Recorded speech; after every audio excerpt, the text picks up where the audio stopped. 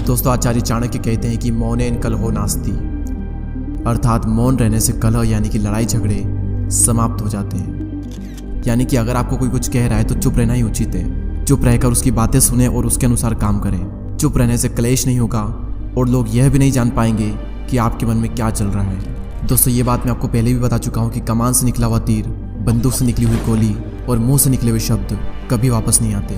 जीभ आपके शरीर का वो हिस्सा है जिसमें एक भी हड्डी नहीं होती है, लेकिन यही जीभ आपकी सभी हड्डियां तोड़वाने की ताकत रखती है। ज़्यादा बोलना आपको कई सारी मुसीबतों में डाल सकता है और वहीं कम बोलना आपको कई सारी मुसीबतों से बचा सकता है। दोस्तों, शब्द आपकी ताकत भी बन सकते हैं और आपकी कमजोरी भी। दुर्योधन के गिरने पर अगर द्रौपदी ने अपना मुंह नहीं खोला होता और दुर्योधन को अंधे का पुत्र अंधा नहीं कहा होता तो शायद दुर्योधन पांडवों को जुए के लिए आमंत्रित नहीं करता और न ही द्रौपदी का वस्त्रण होता और ना ही महाभारत जैसे इतिहास का सबसे बड़ा युद्ध होता जिसमें करोड़ों योद्धाओं की मृत्यु हो गई।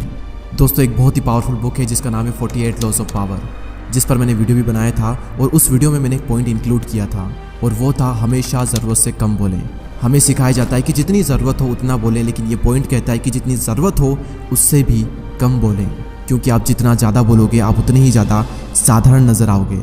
दोस्तों, शब्द चवन्नी के 100 मिलते हैं। लोगों को कभी भी अपने शब्दों से प्रभावित करने की कोशिश ना करें, क्योंकि अगर आप ज़्यादा बोलोगे तो बहुत ज़्यादा पॉसिबिलिटीज़ है कि आपके मुंह से कुछ न कुछ मूर्खतापूर्ण बात निकलेगी जो कि आपकी इमेज खराब कर देगी। वहीं अगर आप ज़रूरत से कम बोलोगे तो भले आप अंदर से कितने भी बड़े मूर्ख क्यों ना हो, लेकिन आप बाहर से स्मार्ट नजर आओगे।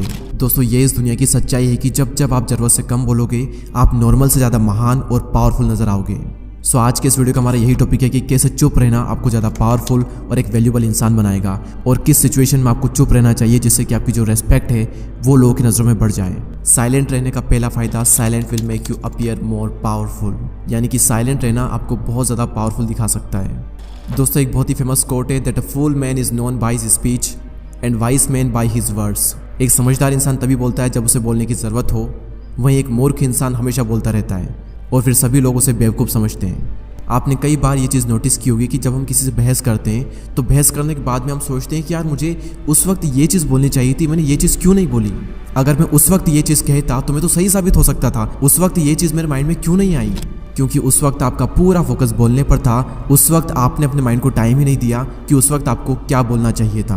बहस करने के आवेश में और अपनी बात को मनवाने में हम कुछ भी कह देते हैं और फिर सभी लोग हमारे बारे में यही सोचते हैं कि तो कुछ भी बोलता रहता है। वहीं जब आप साइलेंट रहते हो तो आप सोचते हो कि आपको क्या बोलना है और आप उतना ही बोलोगे जितना कि ज़रूरी है और जो कि सही है। और साइलेंट होने के बाद में जब आप बोलोगे तो आपके शब्दों में वजन रहेगा और सभी लोग आपकी बातों को बहुत ही ध्यान से सुनेंगे। ये क्वालिटी आपने बहुत सी ग्रेट पर्सनैलिटी में ऑब्जर्व की होगी कि बातचीत करते वक्त वो ज़्यादातर टाइम चुप रहते हैं और जब बोलते हैं तब बहुत ही कम बोलते हैं और बहुत ही सही बोलते हैं।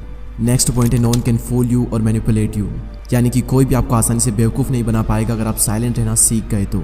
दोस्तों, जब भी आप किससे बातचीत करते हो और अगर उस वक्त आप साइलेंट रहते हो तो आप सामने वाले की हर एक बात को अच्छे से सुनते हो, उसकी बॉडी लैंग्वेज को नोटिस करते हो, उसकी हर बात के हर पहलू को आप अच्छे से ऑब्जर्व करते हो और फिर आप ये समझ पाते हो कि सामने वाले का इंटेंशन क्या है। क्या ये सच बोल रहा है या फिर झूठ बोल रहा है और क्या ये चाहता है आपसे।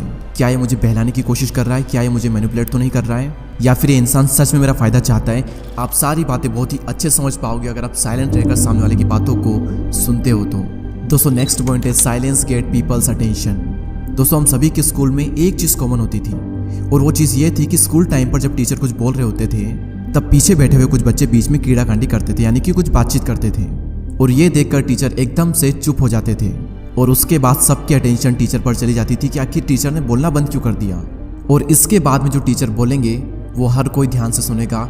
इसे कहते हैं साइलेंस का डर, जो कि लोगों को सुनने पर मजबूर कर देता है। और इसी तरीके से जब आप बातचीत करने की बजाय चुप हो जाते हो तो लोग सोचने लगते हैं कि ये क्या सोच रहा है, ये क्या बोलने वाला है, ये चुप क्यों हो गया। लोग कन्फ्यूज हो जाते हैं और आपकी बातों को ध्यान से सुनने लगते हैं। इसलिए जब भी आपको कुछ इंपॉर्टेंट बात करनी हो तो पहले आप चुप हो जाएं, उसके बाद में आप कुछ बोलें। अगली सिचुएशन जिसके बारे में आपको हमेशा चुप रहना चाहिए वो है आपके प्लान्स, आपके गोल्स। दोस्तों, चाणक्य का एक श्लोक है मनसा चिंतितम कार्यम वाचा नैव प्रकाशयेत मंत्रेण रक्षयेत गुणम कार्य चापि नियोजयेत, यानी कि मन में सोचे हुए कार्य को किसी के भी सामने प्रकट ना किया जाए बल्कि मन को अपनी सुरक्षा प्रदान करते हुए उसे कार्य में प्रस्तुत कर दिया जाए।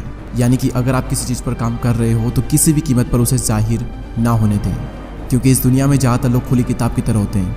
मौका मिलते ही अपने मन की सारी बात कह देते हैं अब इसमें प्रॉब्लम यह है कि अगर आप अपने गोल शेयर करते हो और फिर अगर आप अपने गोल अचीव नहीं कर पाए तो लोग आप पर हंसेंगे और लोग कहेंगे कि यार ये ना सिर्फ बोलता है, कर नहीं पाता।